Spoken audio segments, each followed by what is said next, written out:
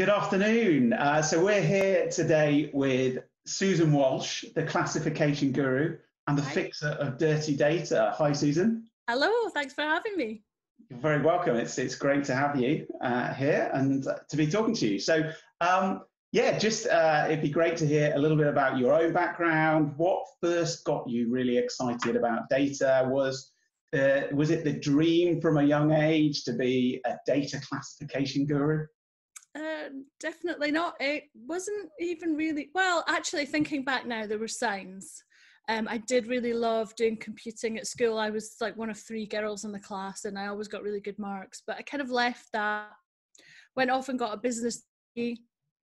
Then I still didn't really know what I wanted to do after 4 years of studying. So I thought, oh, I've worked in Woolworths, so let me kind of stick on the retail vein. And I went on to become a merchandiser. So I'd go around and make sure that all the paint tins in B&Q were facing the right way and to planogram. Then I kind of fell into sales and then national account management. And then I realized actually that's what I thought I should be doing rather than what I actually wanted to do. It's starting to make sense now. So the paint tins facing the right way, a little bit of OCD there maybe? Yeah. So I guess, real life categorization, yeah. And even in my cupboards at home now, I like to have things in order. And actually, if you've listened to any of Scott Taylor's talks, he talks about when he was young, he used to sort his Lego into the shapes and the colours before he'd start to build things. And I'm like, yeah, that's a bit like me. As well. Yeah. And then, so I decided to open a women's clothes shop in Guildford. I saw an opportunity and a gap in the market where, we'd all been working in offices and it was very much suits, blouses and shirts and all that kind of stuff. But it was changing towards a more smart casual office work environment, but there wasn't really anywhere that you could go, and online shopping was just taking off. So I opened this shop up and it was an amazing experience. I literally set up my company. I chose the decor, had it kitted out. I chose all the clothing, staff, did my own accounts. I learned so much, but after 8 months, it was just unsustainable. The rent and the rates were so high and I'd racked up so much debt that I had to shut everything down, and I just needed a job and I needed just anything.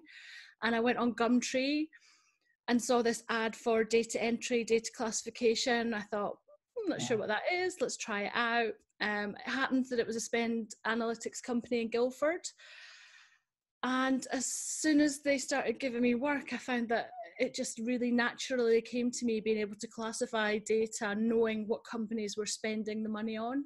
And I think that was because I had a background in the corporate world that just could see things, not necessarily in a black and white way, but read between the lines, which is what you need when you're classifying spend data. So that's where it all started. And I guess that space spend data is a really hot topic right now. I guess. Yeah, and it's grown a lot. So that was 8 years ago that I started that. And I worked with that spend analytics company for 5 years, and I had such a great time and learned so much, and ended up being responsible for a team of 14 people, making sure all the projects were running on time, training them, developing them. But I felt I'd got as far as I could go. And I guess once you have that taste of having your own business, I don't think that ever leaves you. That entrepreneurial spark. Yeah, and also, I'm responsible for my decisions. There's only so much you can change within any organization when you're an employee. When it's your company, you can do what the hell you want. Absolutely. That's what I love about it. Yeah, and again, I saw an opportunity. All these companies are spending much money on analytics software, data cleansing software, AI, machine learning, and the issue is not really with the software. That's the expensive bit that they pay all the money for.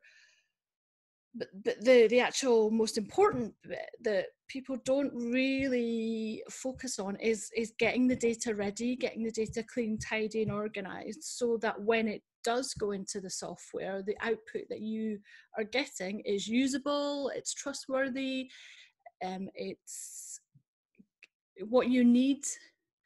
And that seems to be forgotten. So, and even now, I mean, I've been doing this for nearly 3 years. There's not really anybody else that's doing data classification as a standalone service.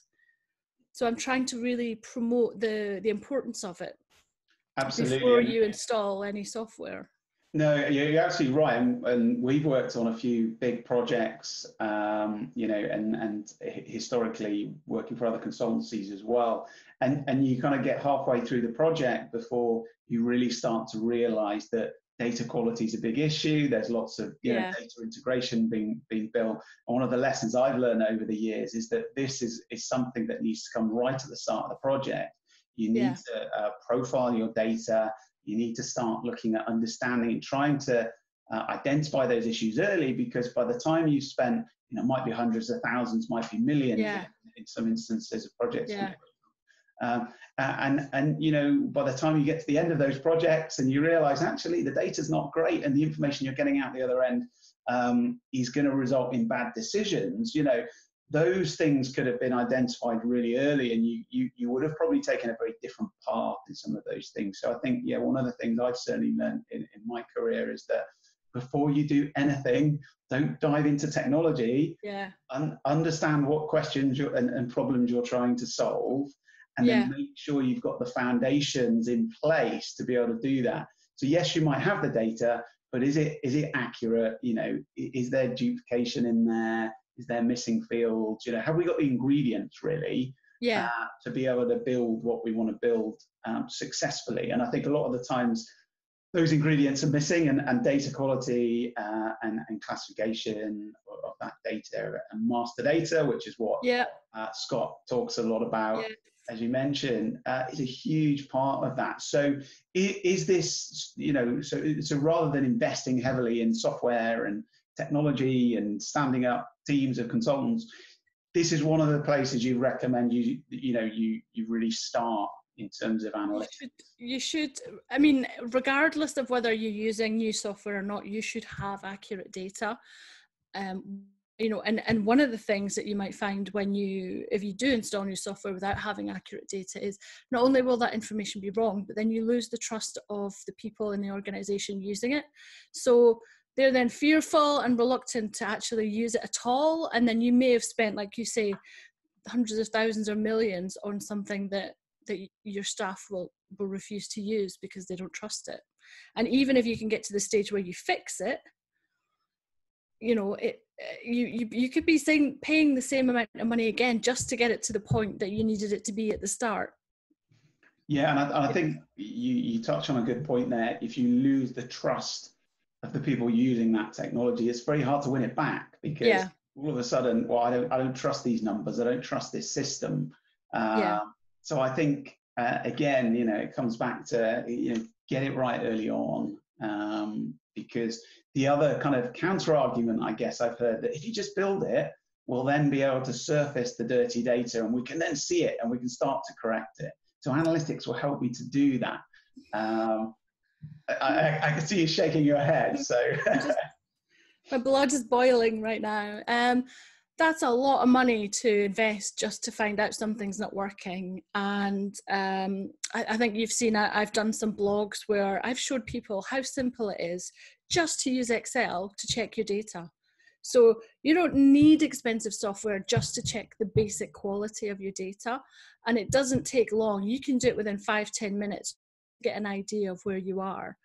And it's so important. And I also talk, you know, I say always start with the end in mind. So you know that you want to report on how many blue pencils that you are using, you know, a bit of a specific example, but if you don't have that information or invoice data, you can't report on that. So you have to like lower your expectations. So, okay, maybe let's just look at pencils then. Okay, well, you still don't have pencil information in your invoice. You only have writing instruments. Okay, so we can only analyze writing instruments. Or do we go back to the supplier and get them to give us more detailed breakdown of our invoices so that we can do that? But, you know, if you wait until you've installed your software to do that. You might have to redo a whole load of work, build a completely new taxonomy to classify this data, or you might get halfway through and find out it's not possible. It's much better to find all this out at the start, and manage your expectation. And I do get that a lot of companies don't know what they want to see. I definitely find this within classification when I have clients who've never had their data classified before. So, maybe a draft taxonomy, we'll classify some stuff, and then they'll go, actually, no, we want to see this and this and this. So you have to tweak it a little bit more until you get it right. And then you do that with a test set of data before applying it to the whole data set. And then, it's easier to manage. So start small and think big, because I think that's the other thing that I see, is that people see this as a bit of an overwhelming challenge.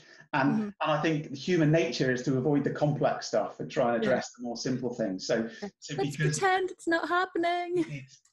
Let's bury our head in the sand on this one and focus on something else. But actually, if you break it down into chunks, what is it? We're going to look at our, let's look at our product hierarchy, or like you say, let's look at our invoices and how we categorize.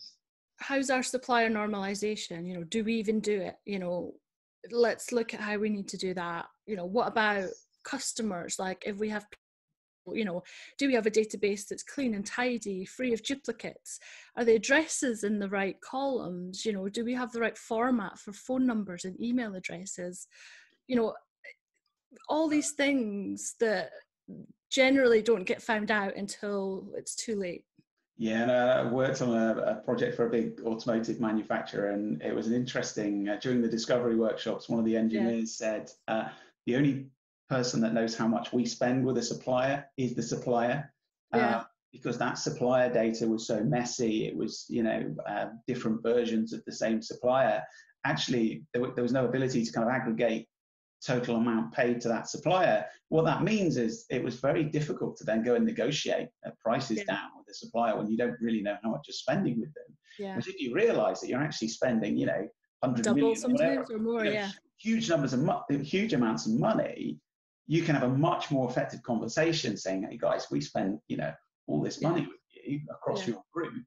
Let's have a conversation about how we can get some kind of discount and negotiate better. So it's I've seen it in practice as well. And I noticed one of the things you do really well, Susan, is call out real examples. So you wrote a piece for Digital Procurement World, and you mentioned that a client had categorized £25,000 of spend against IBM. I have to say, I can't remember the exact value, but it always stood out for me that how could you not know that you had IBM classified as cleaning? It always really stuck in my mind, because people are scared of data. It's really important to know and understand your own data. Look at it a couple of times a week, every day. And then when things are not right, it becomes a lot easier to spot them. And would you say that should be a role within a business, a specific role? And I know obviously companies can outsource that to organizations such as yourself, but actually, should there be somebody in the business that owns data quality? And I guess that's difficult for smaller businesses. Yeah, I would say it's everybody's responsibility to manage and make sure that there's accurate data, and it doesn't matter who you are within the organization. You will know your own part of that data. And actually, for me, my business is all about kind of getting them ready to then send them off out their own to manage their own data. I'm there at the start to kind of hold their hand, be a nice kind of good entry point for them. I'll do all the work. You don't have to learn any software, and then it's up to them if they want me to manage that or whether they want to take it on themselves. But they should always be aware of their data, and it's not necessarily a procurement thing, it's not necessarily a data thing, it's not necessarily a finance thing. There should be multiple people within the organizations that can look at the data and tell if it's right or not. And there are things, there's patterns and checks you can do. So you don't even need to be an expert within that area to be able to check it and make sure it's okay. Yeah, absolutely. But it's so important. And you mentioned people feeling afraid of data. I read an article recently, 75% of people in 2020 report that they feel overwhelmed when looking at data, which is huge. And maybe that's one of the reasons for this sort of, bury our head in the sand, it'll be fine kind of approach. So I guess the answer is to reach out to those people that aren't afraid of data, the people that love it, right? And actually want to get stuck in and yes, but they are already, my cheerleaders. They're already saying, yes, we know what you mean. We struggle with this all the time.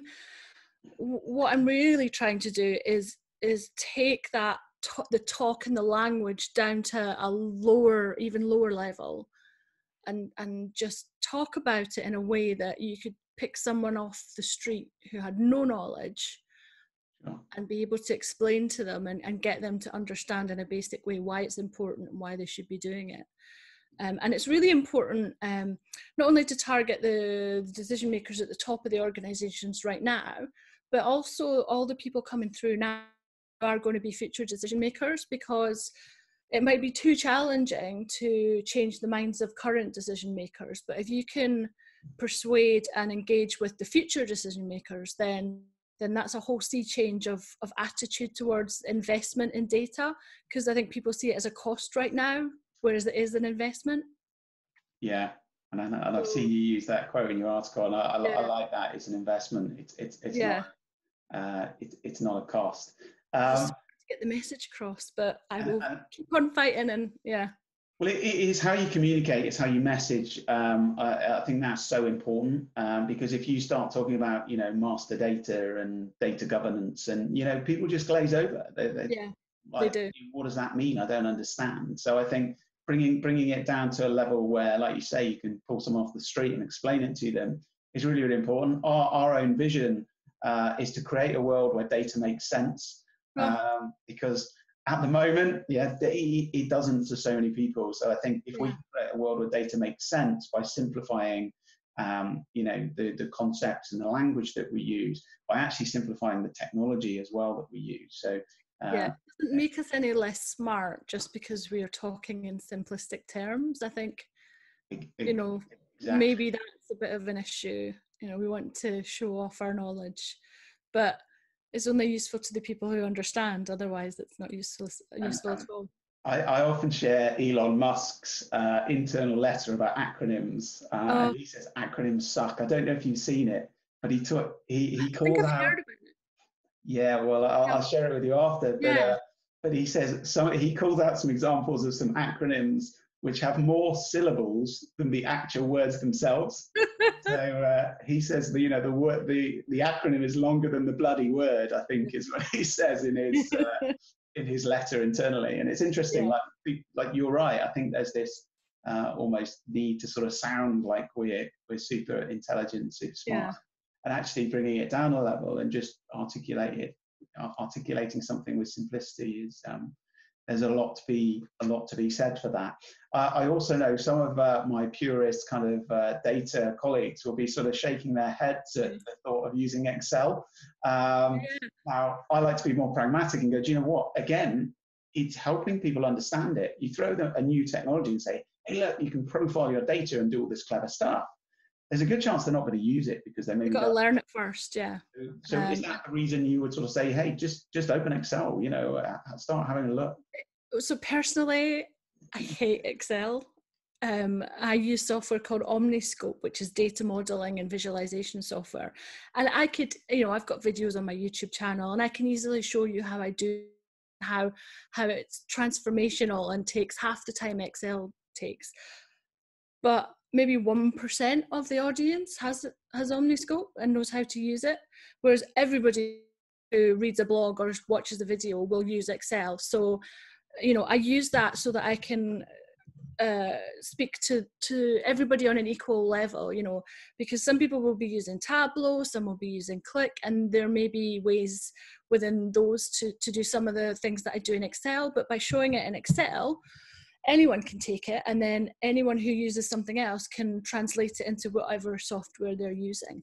Yeah, absolutely. It makes I sense. don't want Everyone to. understands Excel too. Yeah, and I don't, it by showing them in the software that I use, I am then excluding and putting people off because they think, oh well, I don't have that, or I don't know how to use that. Whereas if you show them in Excel, there's no excuse for you not to be able to check your data.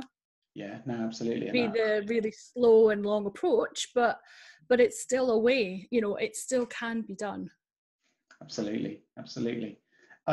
So one of the other things you talk about in the article you wrote, Digital Procurement World, is you talk about poor quality data, and this is something that I've talked about with clients as well, being a barrier to AI and a barrier to automation. Now, I recently heard a CFO in an organization had been to a conference, and it was all about AI and automation. And we're going to do AI, we're going to do automation. And, everyone's keen to kind of jump on this bandwagon. Yet at the same time, we don't want to invest in master data. We'll just build lots of mapping tables and, lots of, we'll patch over the cracks, but we're going to do AI and automation. Whereas one of the things the conversation I had with that particular organization is that, the quality of your data, the governance and the master data are things that, they create a common language across your organization, so your systems can talk to each other. Now, when you're talking about AI and automation, you're essentially talking about getting systems to talk to each other and getting systems to automatically make decisions. Potentially, data quality, has got to be right at the forefront of that, surely, because I see organizations maybe haven't, and I'm sure some have, because there's different levels of maturity, right? But some organizations haven't quite got to that realization that the things that you do have to underpin everything else, all the fancy stuff. And it's called a maturity curve for a reason, right? Yeah. So I think there is a question in there.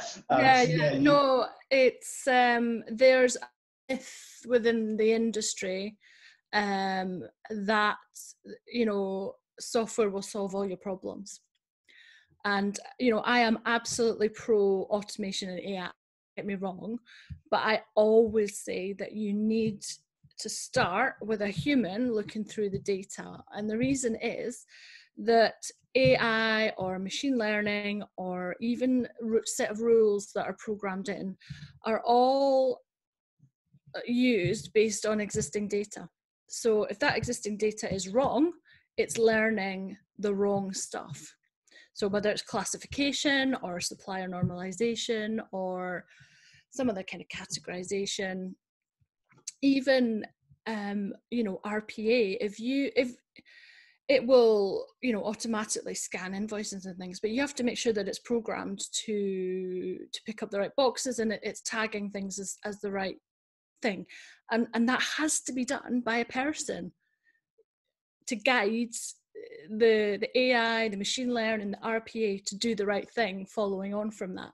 And there's no magic bullet, there's no button that you can press or software that you can run for that to happen. You have to get your elbows dirty and just get in and do it, or pay someone to do it. Yeah, absolutely. It's no different to the way that, I don't know if you've seen Google Photos, you can search for a strawberry or whatever it is, and it will bring up all of those images for you. But ultimately, even that stuff. So I had a pop-up saying, what do you see in this picture? And you kind of go, well, there's a road and there's a whatever else. And so even Google is saying, hang on a minute, we need human input to be able to use AI on images. And it's no different in organizations, is it? We need human input. Yeah. The computer then to be able to, make a decision or categorize something effectively. So I've just done some training for iData Quality Academy, and that's launching in the summer, and I'm covering AI and machine learning on that. And the example that I use in that module is there was a lady who took several images of muffins and chihuahuas and used several different APIs to auto-classify or identify them as a muffin or a chihuahua. And she used about maybe 10 or something, and only one correctly identified a muffin as a muffin. You know, Right. sometimes it was just a bakery product. I think at one point it was somebody classified it as a cuddly toy. So yeah, again, it just shows you it's clever, but only with our guidance. Yeah, exactly. And I had a similar case where I was trying to do sentiment analysis, and it was all around Boris Johnson during the election time. Wow. And there was a lot of sarcasm, which was getting picked up as positive. I'm not going to say what it said. Yeah, There was a couple of examples I picked out that said, "Oh, it's really good," but actually, it was a sarcastic comment that the computer didn't understand, recognize, and we just used one of the open source natural language kind of processing things. Yeah. So I'm not going to go techie, having said don't talk techie, but it's really interesting. A little bit, that's okay.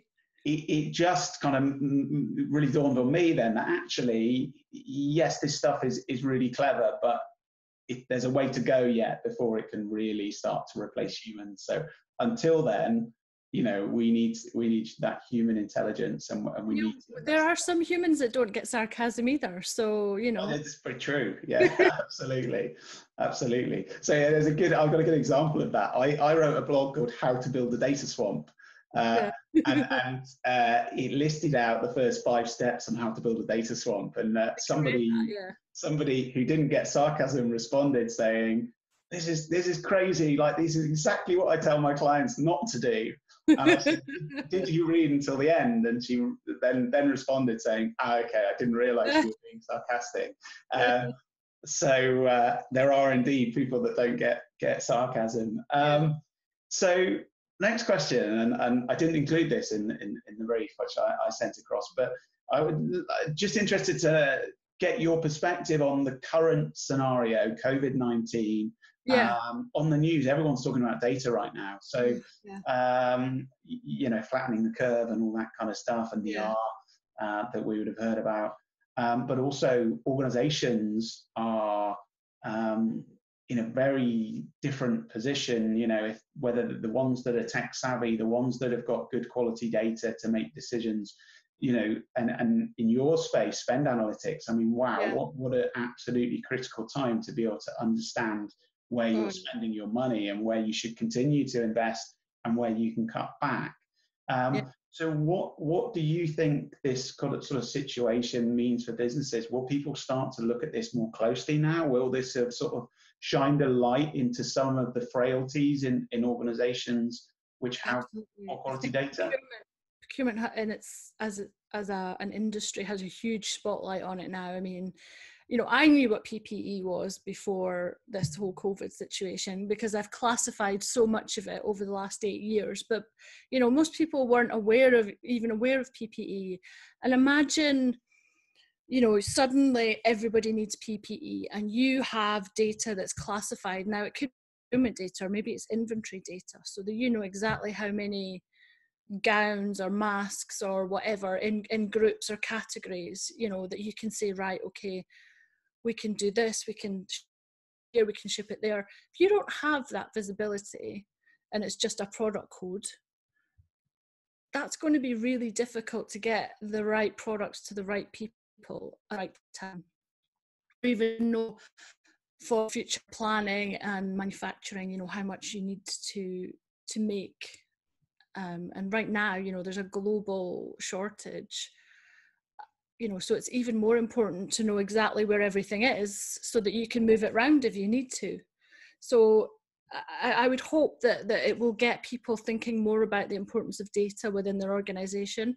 I exhibit at eWorld procurement once a year, and you would be absolutely terrified at the number of organizations I speak to, some very large that don't even classify their data. Or they say, oh, we just use GL codes. That I've seen it before. Yeah, and GL codes are notoriously unreliable. They're used by finance for a completely different purpose. It's not going to give you the information you need from a procurement perspective.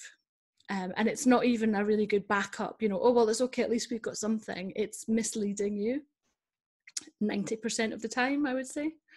So yeah, please get classifying. Absolutely. Well, Susan, it's been amazing talking to you. Thank you. How do people get in touch with you, reach out?